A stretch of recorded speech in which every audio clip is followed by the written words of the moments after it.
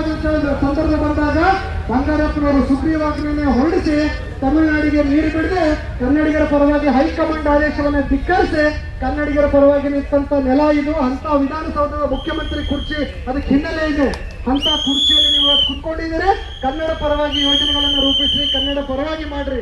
ನಾನು ಸರ್ಕಾರಕ್ಕೆ ಆಗ್ರಹ ಮಾಡೋದಿಷ್ಟೇ, ನಿಮ್ಮ ಮೈಯಲ್ಲಿ ಕನ್ನಡದ ರಕ್ತವೇ ಹರಿತಾ ಇದ್ರೆ, ನೀವು ಕನ್ನಡಿಗರೇ ಆಗಿದ್ರೆ, ಆಳುವಂತ ಜನಪ್ರತಿನಿಧಿಗಳೇ ನಿಮ್ಮ ಮೈಯಲ್ಲಿ ಕನ್ನಡದ ರಕ್ತವೇ ಹರಿತಾ ಇದ್ರೆ, ನೀವು ಕನ್ನಡದ ಜನಪ್ರತಿನಿಧಿಗಳೇ ಆಗಿದ್ರೆ, ನಿಮ್ಮ ಮಾತೃಭಾಷೆ ಕನ್ನಡವೇ ಆಗಿದ್ರೆ, ನೀವು ಕನ್ನಡ ಪರವಾದಂತ ಆಡಳಿತವನ್ನ ಮಾಡ್ರಿ ಅನ್ನುವಂಥದ್ದು ಹಕ್ಕೊತ್ತಾಯವನ್ನ ವಿಚಾರವನ್ನ ಈ ವೇದಿಕೆ ಮೂಲಕ ನಾನು ಹೇಳಕ್ ಬಯಸ್ತಾ ಇದ್ದೀನಿ.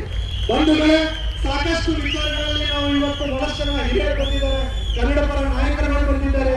ನೆಲ, ಜಲ, ಭಾಷೆ, ಉದ್ಯೋಗ, ಶಿಕ್ಷಣ, ಸಾರಿಗೆ, ಹೆಜ್ಜೆ ಹೆಜ್ಜೆಗೂ ಇವತ್ತು ಕನ್ನಡಿಗ ಸಮಸ್ಯೆಯಲ್ಲಿ ಬದುಕ್ತಾ ಇದ್ದಾನೆ. ಹೆಜ್ಜೆ ಹೆಜ್ಜೆಗೂ ತುಳಿತಕ್ಕೆ ಒಳಗಾಗ್ತಾ ಇದ್ದಾನೆ. ಹೆಜ್ಜೆ ಹೆಜ್ಜೆಗೂ ಅಪಮಾನಕ್ಕೆ ಒಳಗಾಗ್ತಾ ಇದ್ದಾನೆ. ಹೆಜ್ಜೆ ಹೆಜ್ಜೆಗೂ ನೋವು ಪಡ್ತಾ ಇದ್ದಾನೆ. ಪೊಲೀಸ್ ವ್ಯವಸ್ಥೆಯಿಂದ ಆದಿಯಾಗಿ ಎಲ್ಲರೂ ಸಹ ಕನ್ನಡಿಗರನ್ನ ನೋಡುವಂತ ರೀತಿ ಇದೆಯಲ್ಲ. ಕನ್ನಡ ಹೋರಾಟಗಾರರನ್ನ ನಾವೆಲ್ಲ ಪಾಕಿಸ್ತಾನದಿಂದಲೋ, ಬಾಂಗ್ಲಾದೇಶದಿಂದಲೋ, ಬರ್ಮಾದಿಂದಲೋ ಬಂದಿಲ್ಲ. ನಾವೆಲ್ಲರೂ ಹೋರಾಟ ಮಾಡ್ಬೇಕಂತ ತಕ್ಷಣ ಸಾಕು ನಮ್ಗೊಂದು 1000 ಕ್ವಶನ್ಗಳನ್ನ ಕಳಿಸ್ತಾರೆ.